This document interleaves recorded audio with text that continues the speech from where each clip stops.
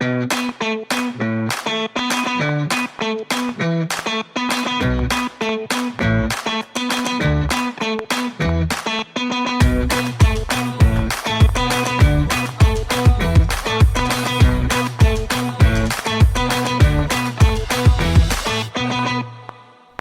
you ready?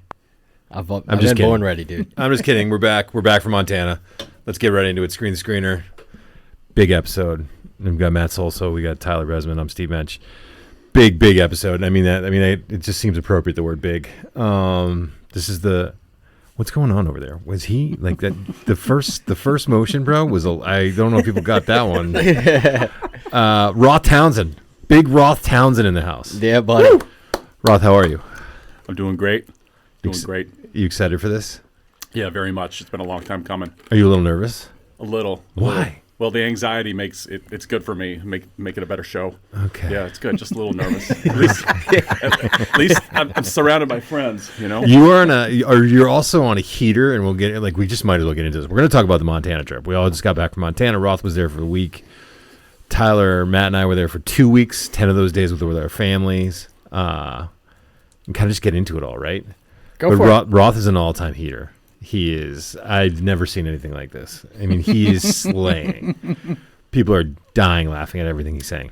I thought about the best way to start this about talking Montana, and I kind of felt like kind of a sports podcast. What's the sporty thing we did out there? You can't go chronologically. It's going to be a mess.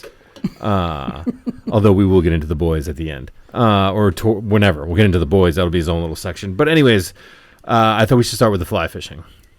Okay. It's a good sport. Yeah. Want to go there? Yeah. I wanted to talk about the guides, and I know it's Zach, Eric. Those are the two guys I've had. Carlisle was another guy. Carlisle's my kind of guy. That was the first time I should have got Carlisle. Chill vibes. Chill vibes from Carlisle. Yeah, Aaron too. Aaron Hansen, right? Was it Eric Adams? Yeah, Eric Adams. And Zach's last name is Plesher. Wow.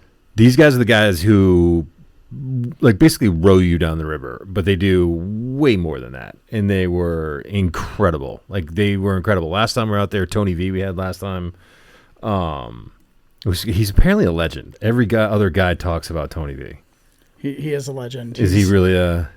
I've never seen somebody straddle the line of inappropriateness depending on who's in the boat better than Tony V.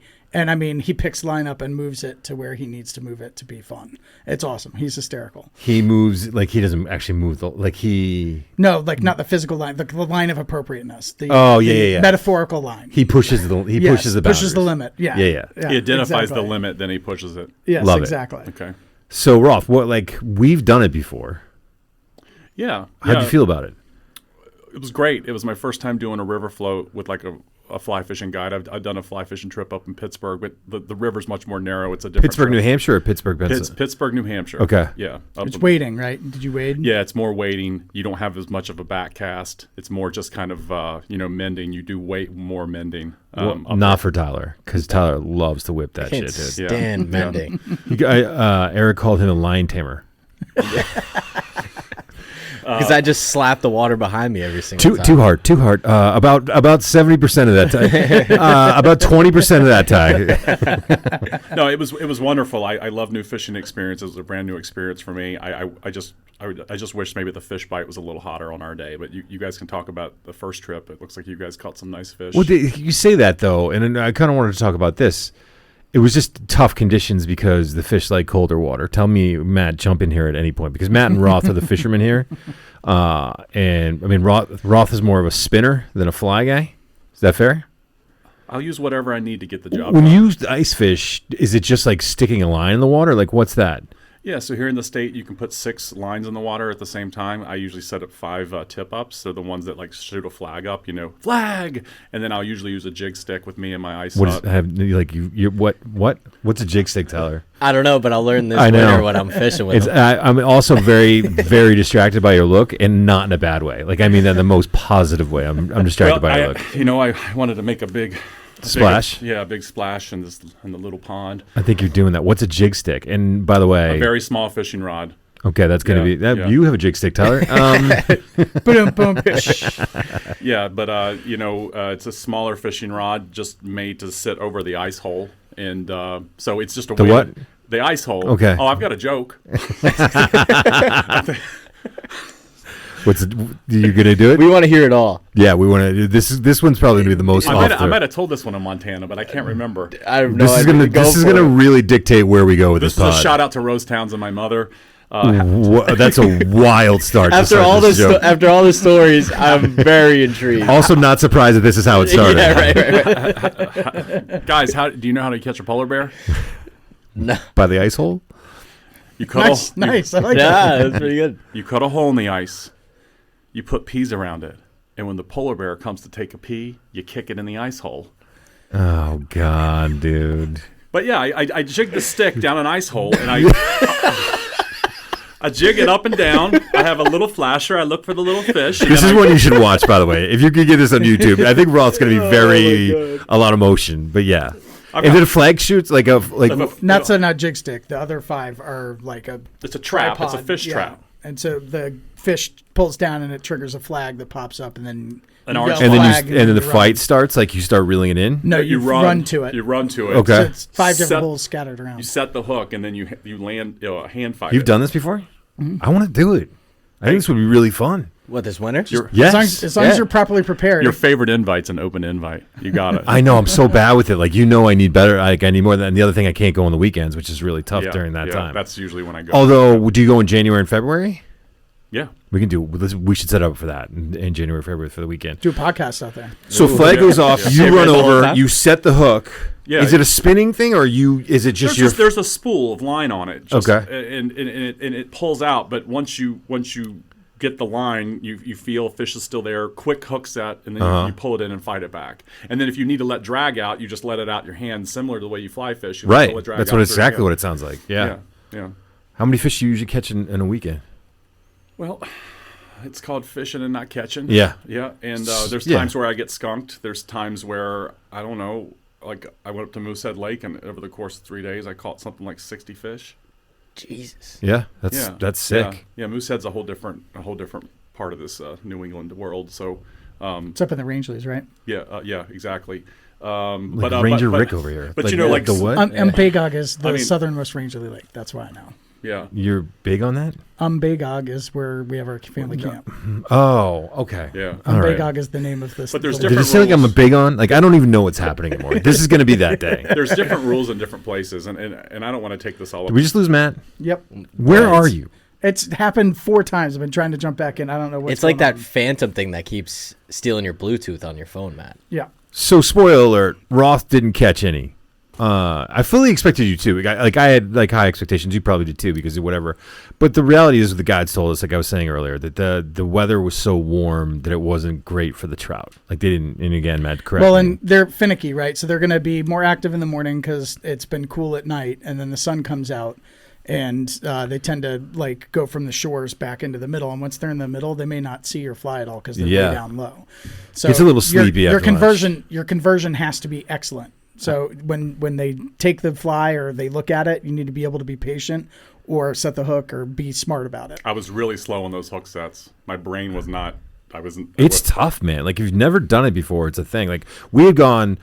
So Tyler and I had gone out with a bunch of families. I think 4 years ago, maybe 5 years ago. Yeah. 5 years ago, and we had gotten a chance to do it. And then we had gone once before you had even gotten there. So like this was our 3rd time doing it. The first time we went out, the conditions were terrible. We caught like 15 fish, Roth, that we did what they call trolling.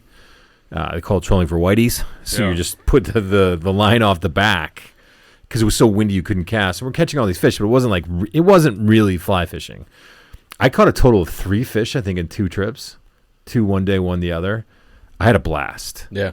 Just an absolute blast. Because the whole time you're out there and you're like, this kind of, and I know it's probably different for you because you enjoy that so much. But when I'm out there, I'm like, damn, this is unbelievable. This is nice. This is like, the guide's funny.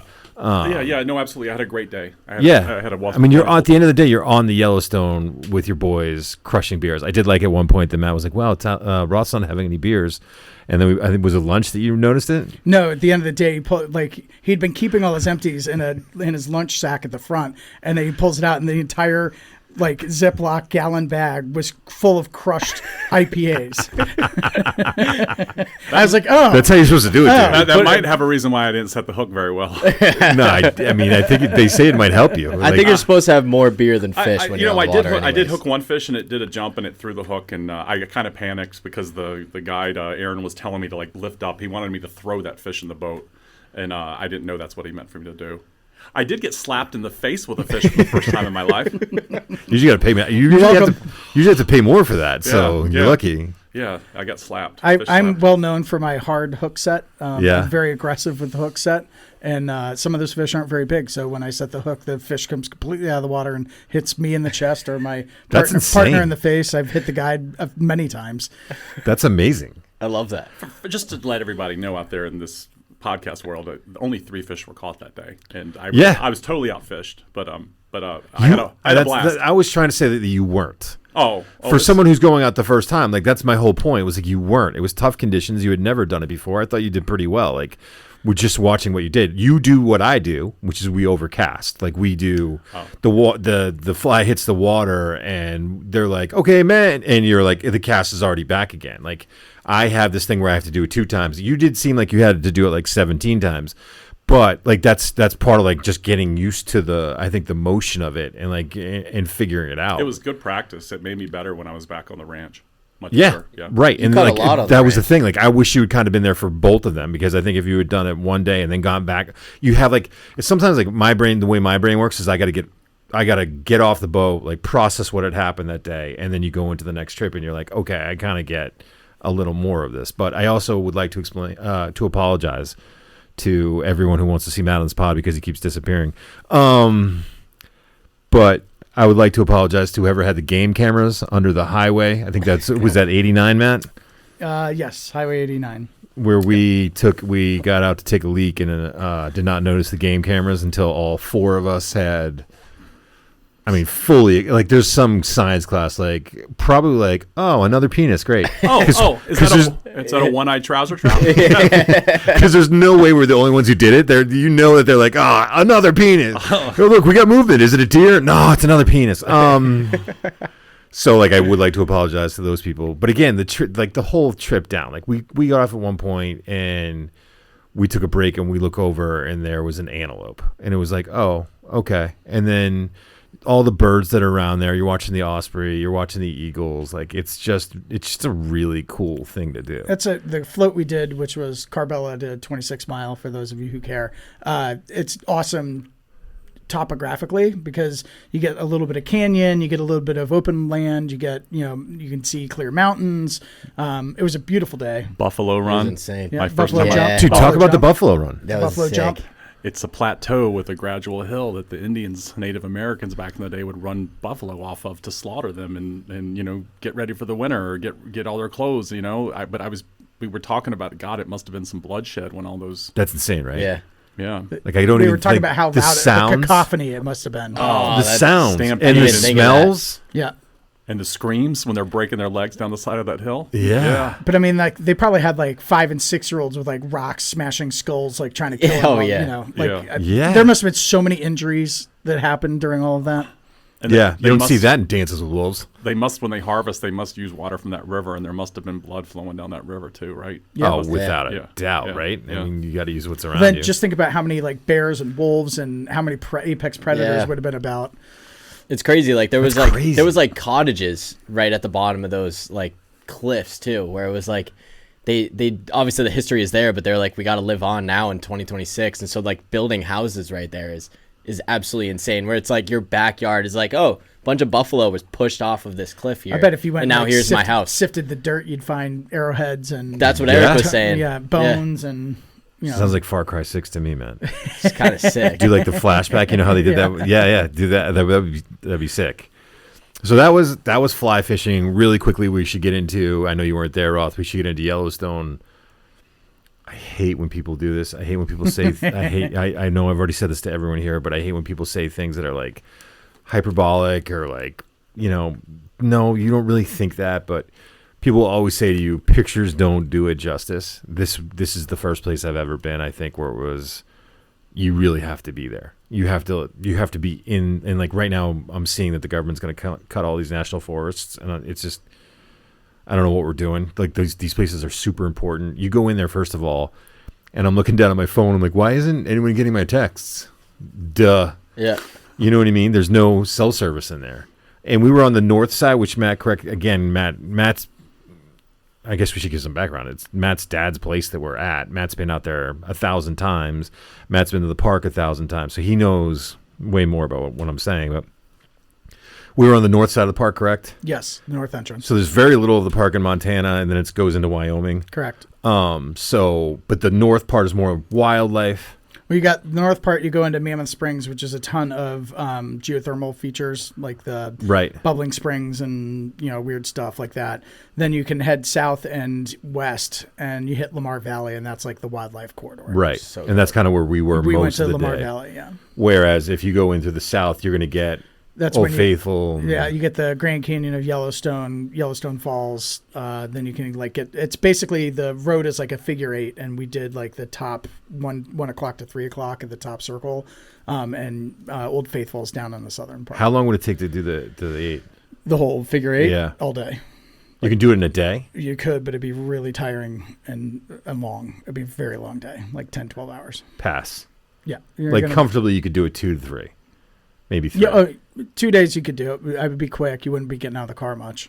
Yeah. Well, anyways, that was really cool. I mean, to see my kids check it out, to see Stella, the 6-year-old, who is now wildly, what's going on? There was a hair on your mic, and it was like dancing in the light, and it was driving me crazy. It was absolutely. I was noticing it too. Okay, was it from my mustache? Or was it was from coming out of your mouth. It was on my. Was it a long ass nose hair? It was. Yeah, it's a problem I have. I got to trim.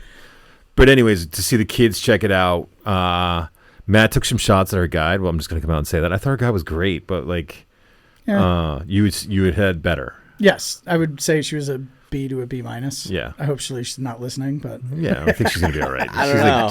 She took a shot at me at the end anyway. So did she? She was like, "What kind of ice cream did you get?" I was like, "Oh, I got the Huckleberry." That's right. She goes, "Tourist." That was probably her best part of the day, to be honest with you. Yeah. But Yellowstone, check it out if you can. And I liked that we went through the Roosevelt Arch. That was kind of cool to see that, because I've seen that before in books, and I'd seen Mammoth Springs in books, and that was definitely a cool experience. Bison watching is unbelievable. Oh, I was gonna say that's where you saw the bison. That was sick. Yeah. Yeah. This is where I want to jump. Roth, you're here for a reason, because I want to see it. I want to present it through your eyes a little bit. First reactions of getting to Montana and then getting to the ranch. You get off the airplane at the hunting lodge. Yeah. Let's just briefly hit on this. Tyler's going to get mad at me. Yeah, I mean, Bozeman Airport needs to expand a little bit. It's being expanded. It's literally in the middle of being not expansion. fast enough. Yeah, honestly, tear it down, rebuild it. Rebuild the whole thing. Maybe do that. First thoughts as I'm walking through the lodge, the airport. Bear spray was the first thing I saw sold in a gift shop. Yep. I didn't know whether that was a money grab or whether you really need that stuff. Money grab, right, Matt? No, you really need it. I mean, you do need it if you're going certain places. Yeah, if you're going to Yellowstone or you're hiking or anything like that, you need it. Yeah. Interesting. Yeah. And then number 2, I was like, okay, be ready for next Saturday. There's going to be a long security line. I knew it. You knew then? Yeah, I knew it. It was a shit show. I can say shit. Here. Yeah. You can say whatever you want. You can say not whatever he wants. But that was my first. Let's not promote it. Let's not encourage it. That was the first thing I noticed. Unfortunately, the haze, my ride down, I couldn't see the mountains and the. What was your Uber driver like, though? Very interesting. He was right there when I booked him, but the first thing he did is that he needed to get gas, and he just topped it up to a quarter tank, and then he was. By the way, the same exact thing has happened to me. At Logan, the guy was like, "I need to stop and get gas," and I was like, "You just got $4 of gas. Are you waiting for what are we doing here?" Yeah, it doesn't make sense if that's what you're doing for a living. But then he was in the Circle K. Circle K, I was like, wow, Circle K. It's just down the street at my house in New Hampshire. But they speak English and everything. Yeah, I know, unbelievable. Take American dollars. It's great. Wow. But he was in there. He was in there for 10 minutes, and he came out with a soda and some donuts. Maybe he needed a bathroom break. So I don't know, but. That would be amazing. This guy took a fat dump while you were in the car. Then he drove 90 miles per hour down 90 to 89. Got to make up time. Yeah. That road, by the way, I can say this now. The only person I really like being in the car with is Matt. We drove with Kim. Kim drove us from Matt's wife. Kim drove us from the ranch to Bozeman for breakfast, and like, this is nothing against her. She drove really well. Like, there was nothing that she did. But that road, you go fast, dude. Like, you are moving, and there's like you said, there's some parts that speed limit's 80, and there are curves that are not designed to go 80 miles an hour. It's just not. And so, yeah, it gets that drive is interesting. If the guy was going 90 that way, I would have been like holding on for dear life. He clearly had driven it before, but I wasn't comfortable. I was more comfortable with Matt. Yeah. Always. So you get to the ranch. I get to the ranch. I see Iris. You're pulling down, though. What are you thinking as you're pulling down? Well, I'm like, okay, where's the ranch? Because we had to go around the turn, and then we saw a house, and the Uber driver wasn't helping me out much at all because he kept, is this it? Is this it? I was like, just listen to my instructions. I have clear instructions. I have not seen a rhino yet. Yep. And then we get to the rhino, and he's like, is this it? Is this it? And I was like, I just told you to make a left of the rhino. And he had to back up to make a left of the rhino. And then you guys told me to go to your dad's house. Yeah. And that's where Iris was there. Yep. And Maddie and Emmy were there. Did Iris give you a beer right away? She was very big on making sure you had a beer. I had a cold beer in my hand as soon as I showed up. And then Maddie and Emmy loaded my bags up while I was talking to Iris on a Goofy. Iris is my wife. Maddie and Emmy's. No, it's fine. Maddie and Emmy, I forget to do it all the time. Maddie and Emmy are Matt's daughters. Yeah. And they loaded my luggage up on the back of a Goofy, which is a side-by-side, a Polaris side-by-side. And they took me for a whole tour. And it was a little overwhelming, but I was so happy. I was on cloud nine. And I don't want to miss anything, but I had to take it all in. I had to tell the girls, hey, guys, I'm sorry. I'm going to forget the name of this place. I'm going to forget the name of that place. I'm going to figure it all out. But once I got back up to the big house and I talked to everyone and I met your dad, I think what I was telling people is, number one, I don't deserve to be here. And number two, the best word to describe it's heavenly. Yeah. Heavenly. I think it's overwhelming both from, first of all, you're getting off a flight. You're getting there. That's always tricky no matter where you travel, right? Like, you're like still adjusting. And then you're seeing all these people. It's a new place, but just the landscape is overwhelming. Like, I like, not to be cheesy about this stuff, but I like places that make me feel small, that kind of make you feel insignificant, because it's like, it's grounding to me. It's of like, you're not as important. This shit that you worry about all day, not really that important. Yeah. When you're in those kind of environments like that, it's very humbling. It's very, wow, there is this place exists. And just to give people an idea, like, you're sitting at Matt's dad's property. I mean, you're sitting there and there's these fields, and like, we're sitting and having dinner at the table and we're looking out across these fields, and you can see this bench, which I'm using all the time now. I did never use this before. Bench, which is like this elevated part of land. And horses are running back and forth, and it's in the foothill of these mountains. And yes, it was hazy at times, but like, these mountains are just, I mean, I had never seen mountains like that. And it's very, like, the ocean does this for me. Like, if you're at the ocean, especially at night, it's like, dude, like, you're very, like, there is some very powerful forces in nature and on this planet, and like, beautiful places. And this is definitely one of them. And I think I've seen it. And like, that's what I kind of wanted. I had left to get the Michets. I kind of wanted you to say, because that's one of my favorite parts, is when like people come there, and we've already been there a couple times now, but when people come there and seeing the reaction of like, they're dazed. Well, Sam and Alex, when they rolled up. Yep, same thing, right? They were like, you have to, like, Bert, who lives in Montana, Alex lives in Jackson, Wyoming. Like, these guys still show up, and they're like, damn. Like, Sammy was very funny. Sammy dealt with it the way he does, which was continuing to call it a dump in front of you. Oh, this dump! I can't believe I'm in this dump, which is hilarious. But yeah, it's definitely heavenly, magnificent. Yeah. I don't know what. And then you made the mistake of calling Karen your wife. Oh, yeah. You wanted to rub that in her face. Yeah. Well, she had a few drinks at the lake, and she was being herself, or Joy's self. But I just had to say hello to her and show it to her real quick. So, Yeah. yeah. It was just jealousy. She was, I think she wishes she could have been there with me, but it's fine. She had a good time with her friends at Newfound Lake and Lake Winnipesaukee, which are awesome places to visit. Yeah. Yeah. I know we're jumping around. It was good. Like I thought this trip hit this. Some of this was just some of this was families going. So it started off as families going out there, right? Our two families were going to go out, Yes, and have a vacation for 7 days. We extended that. By the way, thank God Kim did that. Usually we end up saying that. Because it was supposed to be 7 days, and then Kim was like, "Why don't we keep the families there for 10 days?" And I think she knew one, it was better for the families, and two, it was probably better for the boys. Yeah, I think the amount of days that we chose for the boys was perfect. So, and I'm glad that you came out, Roth. I was psyched you came out for the week. It was Stella, my 6-year-old daughter, was so excited to see you. I think everyone, you're a big part of the crew. You're Everyone a value knows add. you. Yeah, Thank you. I mean, you definitely are. I wasn't planned. I mean, you told me I was invited. I did. I booked my because that was the initial thing. I told you guys right away, and I was like, "You guys want to come for the week? You can." You're like, Roth's like, are you done talking? Yeah, Roth is like, I'm thinking I'm sitting behind you on the airplane. Yeah. So he came. JetBlue. Yeah, Roth came for the week.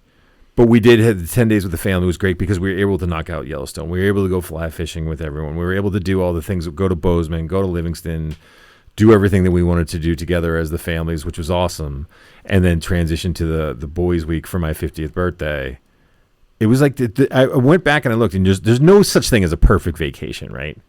There's always going to be, the security line sucked, or we were frustrated with this, or we were like, this was that, or whatever. There's nothing this hit this is as close as you get. Yep. I think Smoke's about the only negative thing. Yeah, right. I think having the kids and the women with us at the concert was good too, right? Having the it was good for you. It was certainly good for you. I just mean the what? The what now? The mixed demographic. I combined two words there. Yeah, you did. But oh, come on, guys! That place was amazing. No, that was amazing, and that was a good last night for because it was split up. So Iris' mom went home with Stella and Kim and your girls 2 nights later, but the next day Gabby and Josh and Amaya and Dev and Jazz went home. So it was a perfect send off of here's a really awesome concert venue with a great band. Roth loved the band. Loved one member. Also, McShay and then Todd and Marissa were there, and there was just so many Todd and people Marissa there. were there. What are we gonna do? And it ended up being the perfect call. We're gonna go see a concert on the mountainside where Roth can get the most ridiculous chicken bowl. That thing looked insane. Yeah, they had really good ice cream sandwich. It was the weirdest place. They had really good ice cream sandwiches, and then we're also drinking a fair amount. And the beers were so good. Yeah, the APA. What was that, Neptune Brewing? Yeah, Neptune Pale Ale. So is that what good. they had there? Was the Neptune Pale one? Ale. Okay. So good. Kick the keg, baby. Tasty. Yeah, we did. We kicked it. And then so you're sitting there, and you're sitting on chairs that you bring. Right. But we're getting this bluegrass band was Emmy nominated bluegrass band. They were really good. Yeah. They had Blue Oyster Cult there. They had Mo there when there was a fire there. We had Goose. John Mayer was there for Dave Chappelle. Dave Chappelle had done comedy there. What? You didn't know that? No. Yeah. I didn't hear Yeah, that. yeah. They did it all for charity, right? The flood relief. For the flood, yeah. Oh, okay. They did 3 or 4 shows. They did the flood relief, but they also did the fire too, because my the understanding Pine Creek was fire. because the Pine Creek fire too. So I guess both, right? Yep. This place is like a backyard. Yeah, I mean, Really, it really wasn't the most that beautiful big. backyard in America. Yeah, But the size of a big backyard, Well, right? I like it because the stage is a 1.5 feet off the ground. Yep. Maybe. And you can get as close as 6 feet from the players, the band, Yeah. and you can see their finger work. You can see what they're doing. It's awesome. It's just a really One of the guys who was intimate working place. there, McShay was laughing at because he starts dancing and he goes over and puts his arms on the railing and he's literally if he bumps someone, he's going to knock their cord out of the amp. Right. They were awesome. Yeah, you didn't need a spectacular light show either because of all the tree cover, the way the light shone was in that the was trees. cool. Yeah. It was gorgeous. But you enjoyed it. We all enjoyed it. You enjoyed it maybe a little bit more.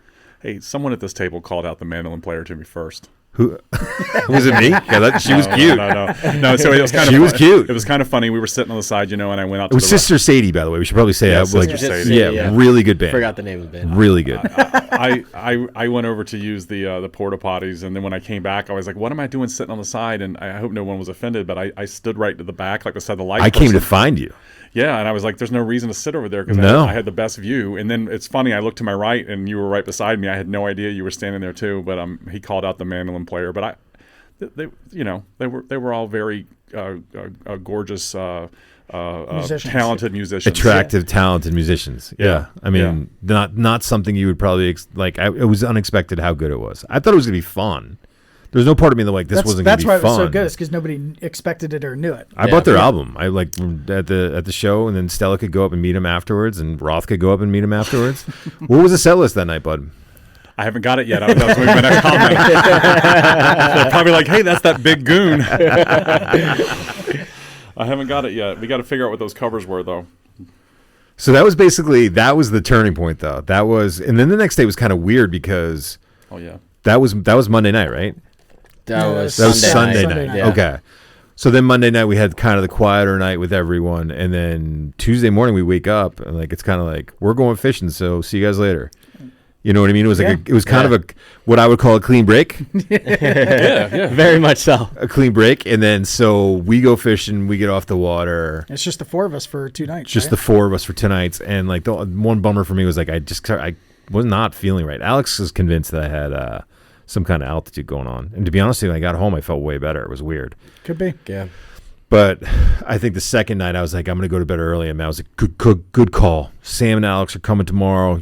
We should all probably get some rest. And the next thing I'm getting pictures at 1:45 in the morning from the rec barn of you guys playing pool. And I was like, oh yeah, they did not do that. I taught you guys shark. They did not do that. I really hope. What were you gonna say, Ty? Just that night I learned how bad I am at pool. It was absolutely atrocious. Every single time that I tried to hit the ball, I would miss. I just didn't know I was that bad at pool. And Roth and Matt had to show me technique, and I still couldn't get it down. They were whooping me in shark every single night. It was ridiculous. Have you ever played before? Yeah, and I don't know what happened. So you've been good before, or you? I don't know. I think it was when I was messing around as a kid, where I had a friend Jack Potvin who had a pool table, and we would goof around with it. I'm kind of bummed I didn't play shark. By the way, I love this concept. I'm not a good pool player. I shot the best pool in 20 years there. I don't know if it's the fresh air, the scenery, but I got cocky and I felt pretty good on the pool table. Yeah, I didn't look horrible. Just that competitive spirit. Yeah. It was the best pool I'd played in a long time. I hope there's no cameras in that rec barn. There are not. That's good. That rec barn got worn out. To be honest, I don't think the rec barn's been used that much on any of my trips in a very, very long time. Because the kids wore it out, first of all. I wish there was cameras. And then we were in there the whole, I thought, you would think that we'd be playing poker in that back room or doing, whatever. No, we were down there playing shuffleboard and pool and pinball and a little bit of ping pong. By the way, dude, one of the funniest moments of this trip is... It's okay to say this, that you were having a pretty good time, I think, on the last night that we were there. Yeah. He was having fun. And Sam, I think it's fair to say we were all having a really good time. No, I don't know why I'm singling you out. We were all having a good time that night. And Sam stretched me out? No. No. First of all, when he says this, what he meant was that his hamstrings were tight, and Sam, who is being a great friend, who's probably 4 feet tall and weighs 100 pounds, was taking Roth's leg and stretching him out. When you say Sam was stretching me out, people might make other assumptions about what you're saying there. I'm just trying to make good radio. And I like it. You make great radio. But watching you try to play ping pong in that state was so good. I mean, I missed a lot of the paddle did not. Oh, that was awesome. You actually got it at the end, but you were driving Sam up the wall. That was that was tough to do. Alex was good though. Alex was good. Yeah, Alex was good. Although I don't know why he was holding it back. So Sam and Alex showed up for the last 2 nights. They get there, same thing. They're super excited. They hit the ground running. I think they rolled in running. Yeah. They were ready to go. Long drive for them. Did they go to sleep the night before? I don't know. They were like, hey, we've got 2 days here. We are going to make the most of it. Roth was really good about this. There's so many things to jump around here that this is one of the points that I want to make in this. When you sign a waiver, this is how I feel. When I sign a waiver, I say, oh, I'll sign the waiver, of course, which, Matt's dad asks everyone to, because you're riding ATVs, you can shoot guns there, there's water, you're going on a river. The wise, prudent thing is to ask people to sign a waiver, and maybe that waiver will make them think twice about doing some things. And that's how I feel about it. I'm like, obviously, if you have to sign a waiver, there's some risk involved. If I have to sign a waiver to go on a water slide, I'm not going on the water slide. Like, that's because, obviously, people have gotten hurt here. Roth apparently saw this as I've signed the waiver, so you don't have to worry about me anymore. I can do whatever I want. And what this meant was he decided helmets were no longer needed for the ATV.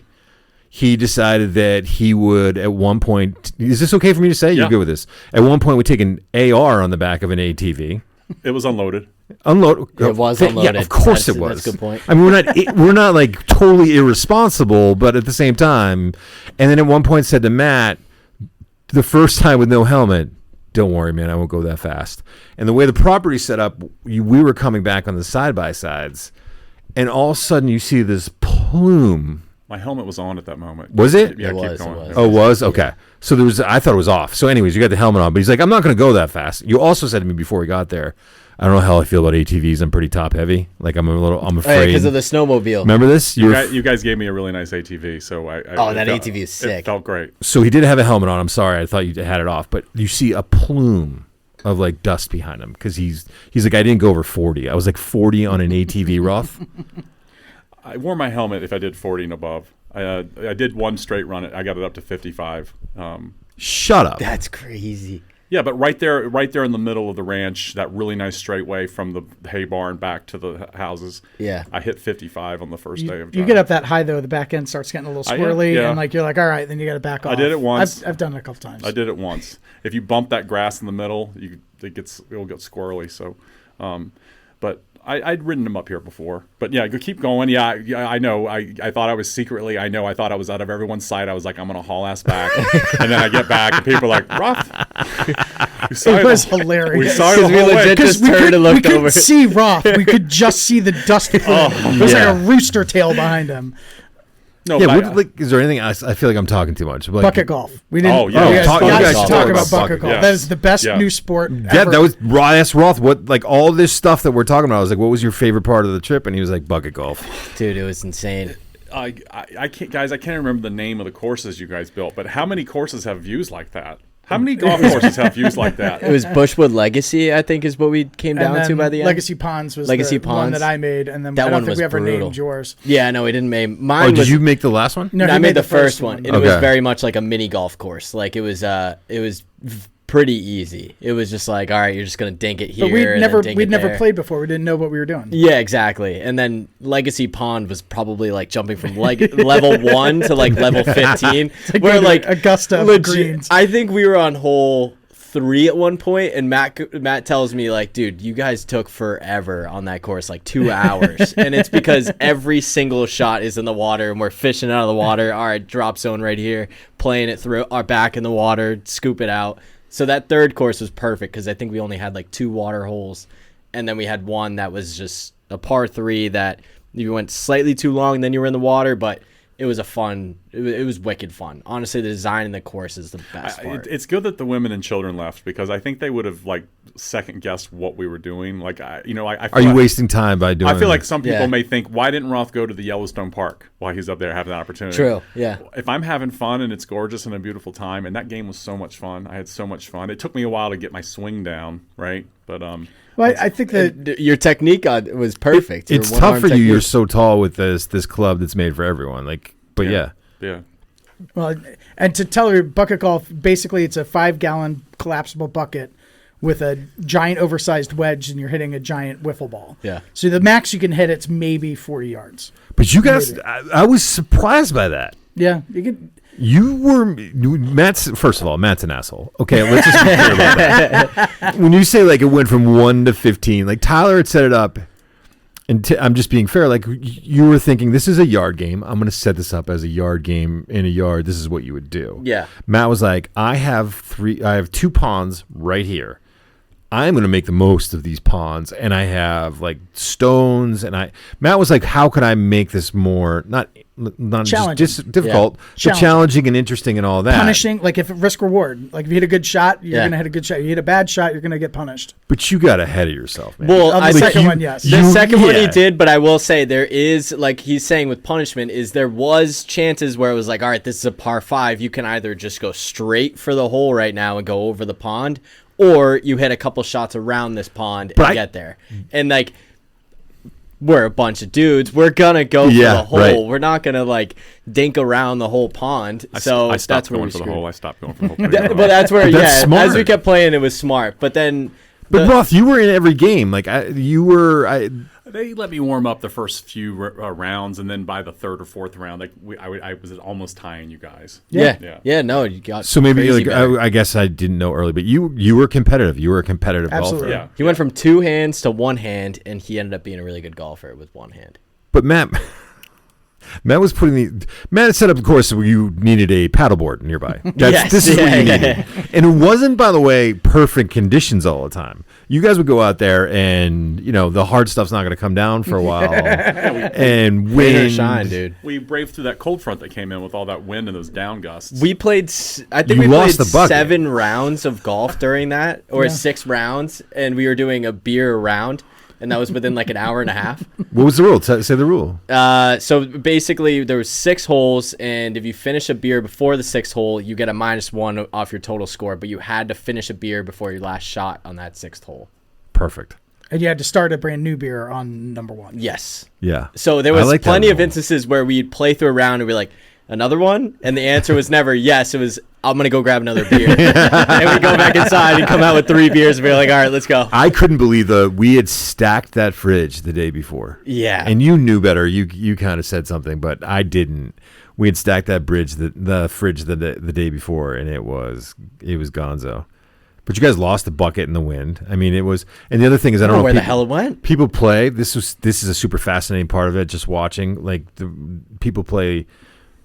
If you play this game, you can chip in. Would you explain the rule? So to putt out, you just need to hit the bucket. If you hit it into the bucket, you lose. You discount a stroke on that hole. So if I'm shooting 3 and hit it into the bucket, I get a 2 for the round or for that hole. Yeah.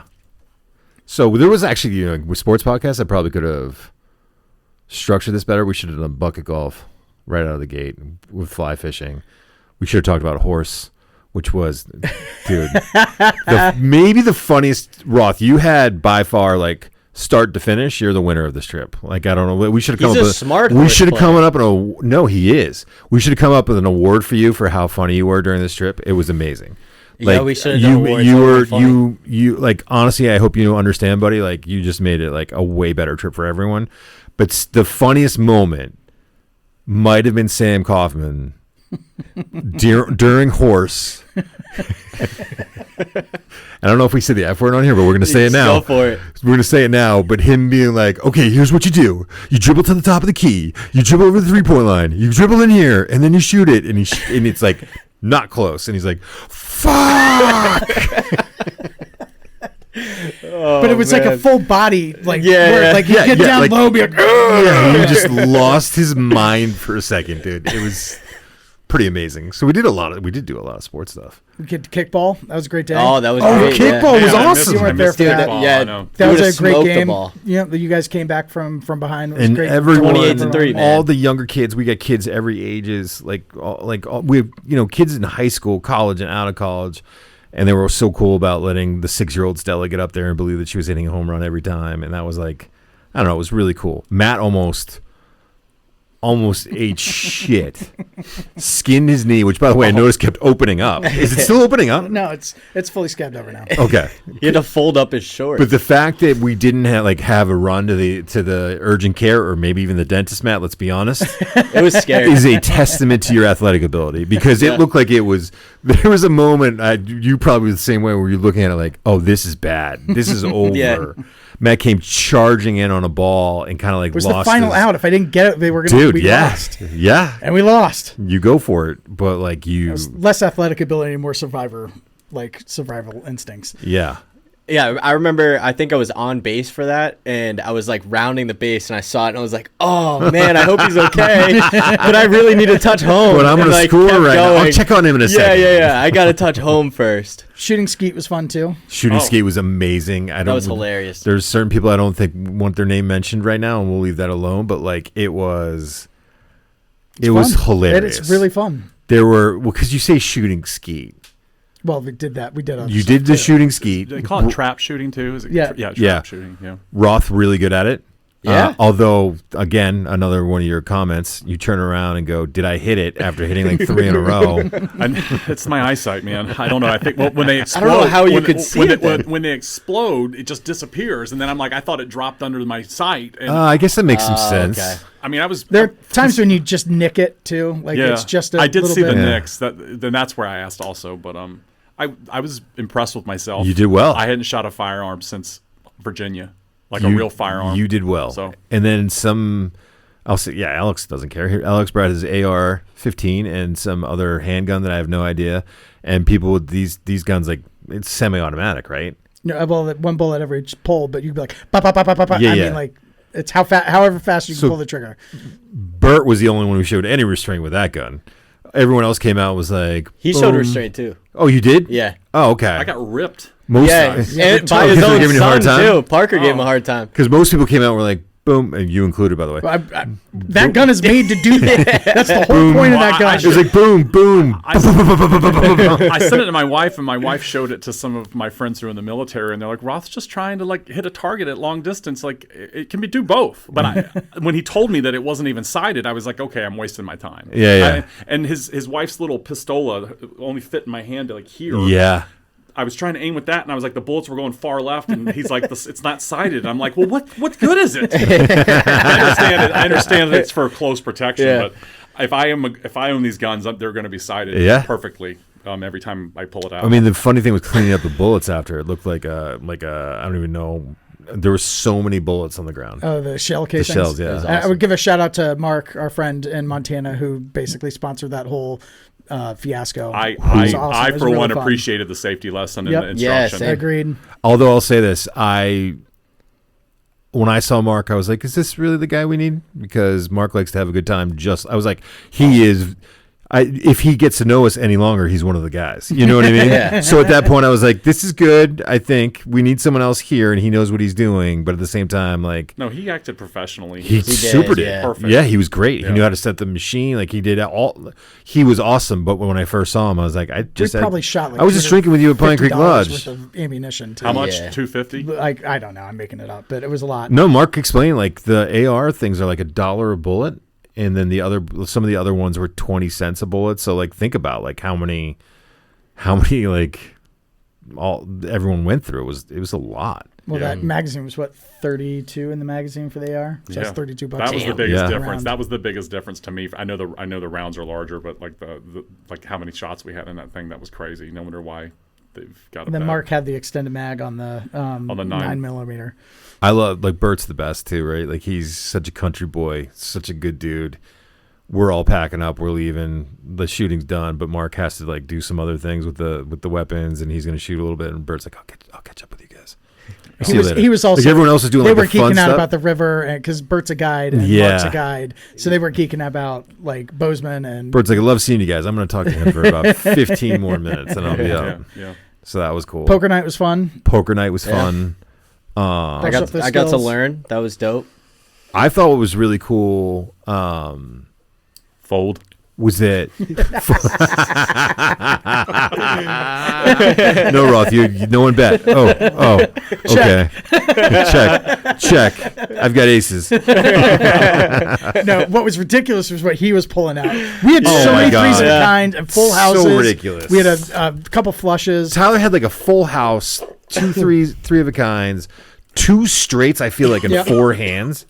We didn't even talk about it, like. His full house beat my full house. And then he's like, "What do I got? What do I Yeah, have? that's where I was like, What do I have?" not purposely being a prick, where I'd be sitting there and I'm like, I think these make sense. I think, yeah, those go together. And I'd like tell you guys, like, I think, yeah. And you guys are like, no, dude, like, that's a fantastic hand. Yeah, it's just, yeah. Pulled a pat. Yeah, he did. I mean, I threw down, you were betting like really aggressively. I was like, there's no way. I have 3 5s.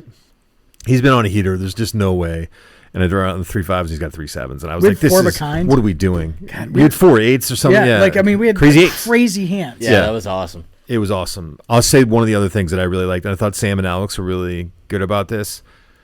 Your dad is so awesome about like sharing the property, and he's so awesome about. That's why he got it. Like he's just he's so generous with his time and his resources.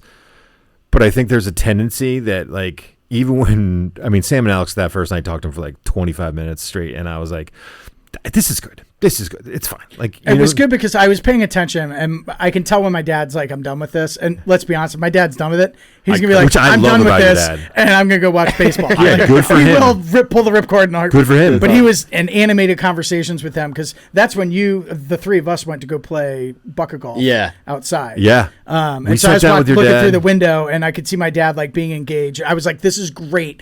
My dad needs that kind of social interaction. And some of it's like I tiptoe around him because I have so much respect for him, and I was like, I don't want to over whatever. And Sam and Alex don't have that. They don't have that chip in their brain. You don't either, by the way. And this is a compliment. Like, and I felt like by the second night, your dad was real close to just being one of the guys in terms of like just hanging out. Yeah, and that's what he wants. And like, yeah, but you're like, does he really? You know what I mean? Like, I was glad that was kind of like. And it's tough, too, when there's families there and there's so many people and it gets overwhelming a little bit. I had to give him the dossiers before he got there. Everybody got there. Really? I had to say who everybody was, how they were related. So he likes to look it over so he can know the names. Oh, really? Yeah. That's so Makes cool sense. that he makes the effort. Like, why would he even care?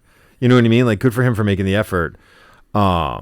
Like, he said some things, though, during those talks where it was, like, blown away. Like, just blown away with, like, the stuff that he was sharing, like, how funny some of it was, like, how, like, useful some of it was.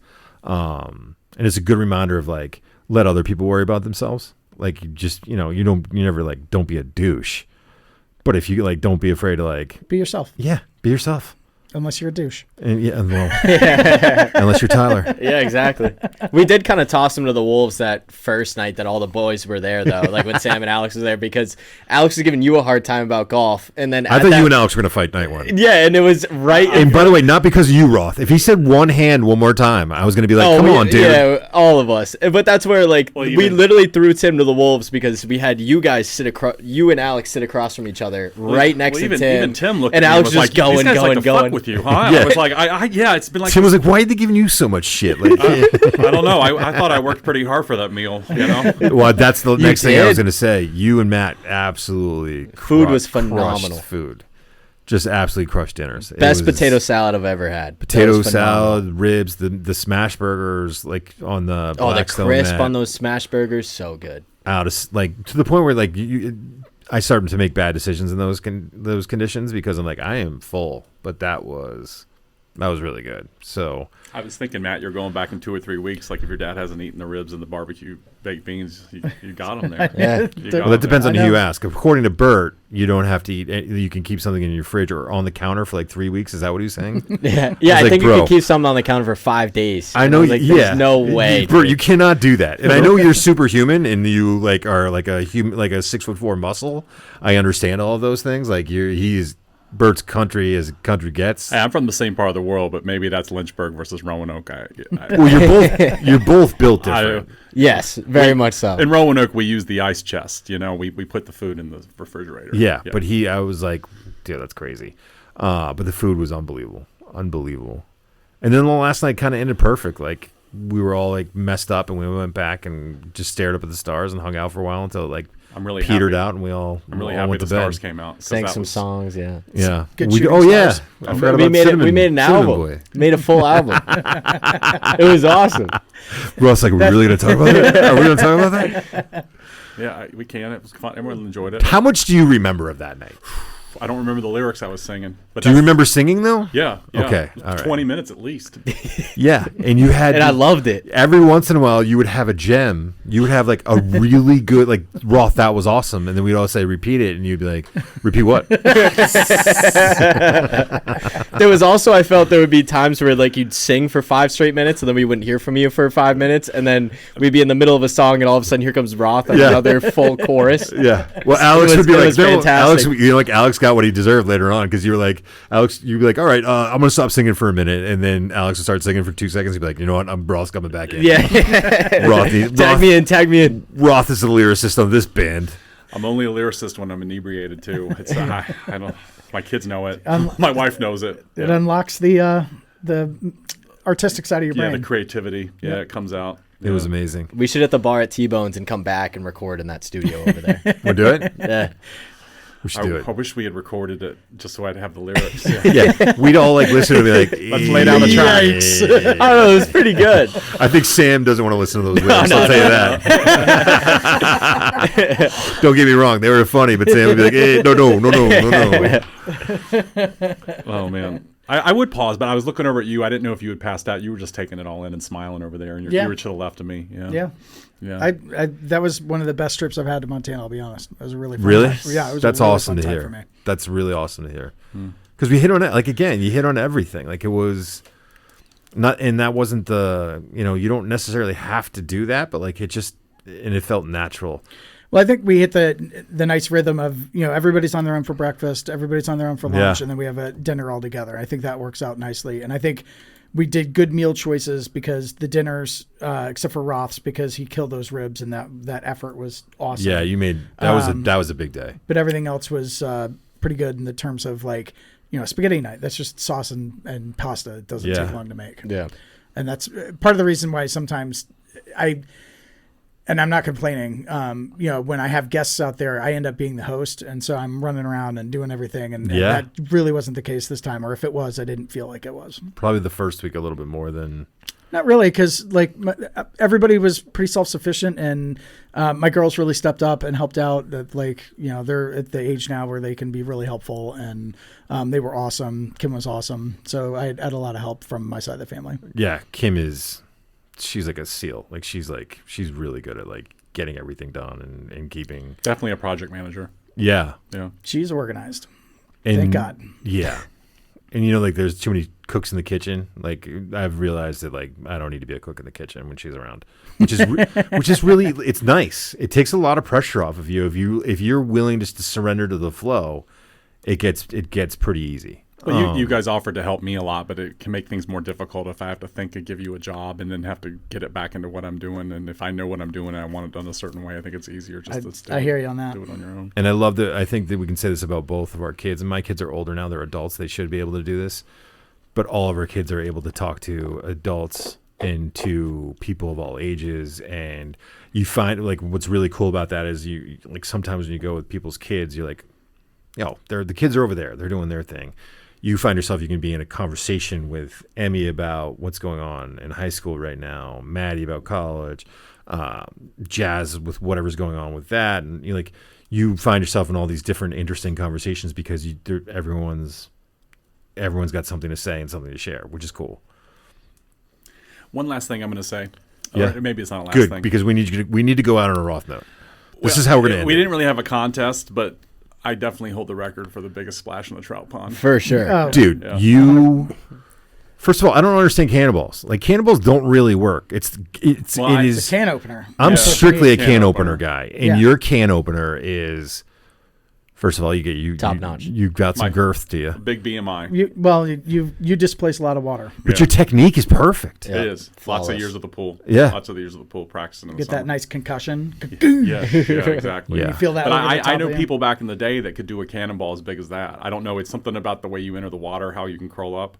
If I do a good cannonball, though, I smash my eardrums. The water like kerplunks on my ears, and Yeah. but Oh, we forgot to mention that the first night Roth got there, Hotel Solso was pretty full, so we had to put him in I don't know what cabin that one's called. It's the bunkhouse. The bunkhouse. We had to put Roth in the bunkhouse. Wonderful. Never left it. We're like, do you want to come up and move up to the to the guest house? And he's like, no, not that I felt like I was maybe it was like a little more authentic, like on the old homestead. Yeah. Except for smacking your head on the beam every day.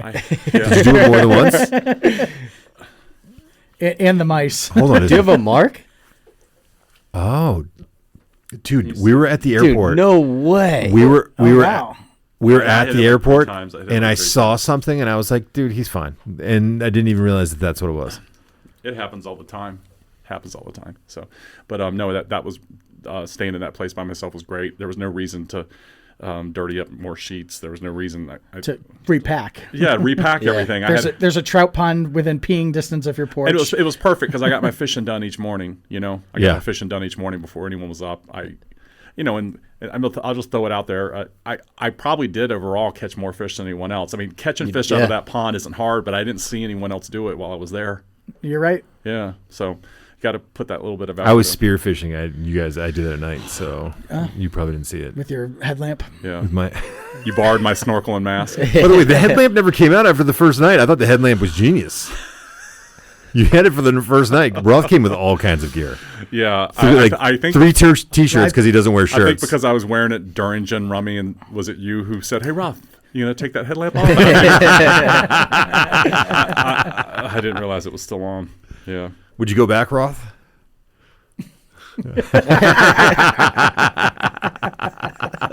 If you're listening, God. Absolutely. It was. We need to do more things like that. Like you and I have like done some trips over the last couple of years, Yeah. which is nice. We've gotten the Sphere in, we've gotten Chicago in. We'll try to get an ice fishing thing done here locally in the Hell winter. yeah. Yeah. It might be Well, even an easy. you know what we pond. should do is go up to Mbagog, to my place, where we can all stay there. And Oh, then- it's not a 3 season; it's a 4 season. Yeah. It's got heat. Mm-hmm. Fuck yeah. Yeah, let's do that. Yeah, I'll start studying it. Send me Alright. the lake's name and what. We'll talk after. Yeah. Yeah, that's offline stuff, dude. Yeah. I'll start That's a studying the T-Bones thing, topography. dude. Ty, anything you want to add? No, man. We lost Are time. Do you want my Donald battery Trump power. take?